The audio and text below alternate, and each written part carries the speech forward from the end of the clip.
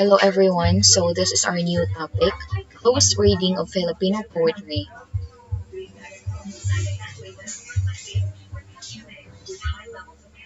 The concept of organic unity was established by the New Criticism School of Thought.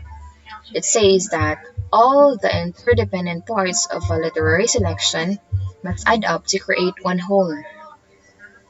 In literature, all the parts and aspects of a literary selection must contribute to one whole so crucially that if one part aspect went missing, the literary selection cannot be complete or may not have the same meaning anymore. To understand the organic unity of a poem, you must use the process of close reading. What is close reading? Close reading is a way for you to analyze the poem by carefully reading and rereading a text until you have found its interpretation. So, what must you look for when you close read a Filipino poetry? Number one, you must try to find the context of the poem, when it was written, the reason why it was written, for you to better understand its idea. You may also look at its interdependent elements so that you may find visual clues to its rhyming scheme, overall structure, word order, and the like, or the other elements of poetry. You may also try to identify who the persona of the poem is, or who is he or she dedicating the poem to.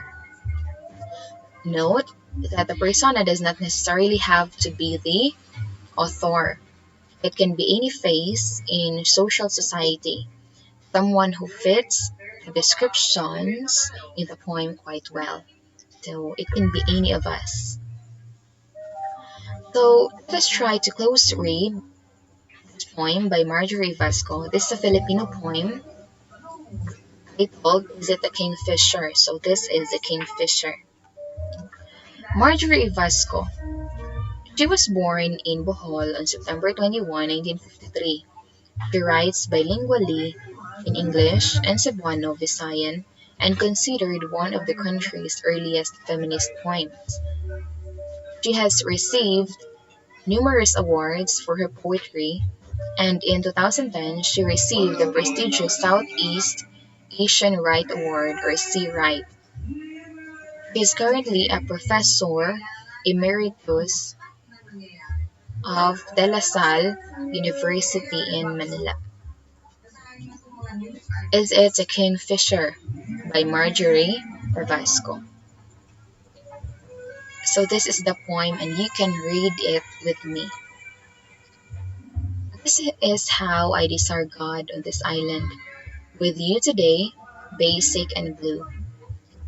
As the sea that softens our feet with salt and brings the living waves to our mouths, playing with sounds of our primary language. God is blue, sang the poet Juan Ramon Jimenez. Drunk the desiring, his hair, eyebrows, eyelashes turned blue as a kingfisher's wings. It is this bird that greets us as we come round the eastern bend of this island. Tells us that hairbreadth boundary between us is transient as the air permeable to the blue of trophic skies and mountain gentians. Where we sit on this rock covered with seaweeds, I suddenly feel the blueness embrace us. This rock, this island, the strange air, the distance between us and the self we have longed to be. A bolt of burning blue. Light in my brain gives the answer we pursue this whole day. Sea waves sing it, the kingfisher flies in it. This island is rooted in it.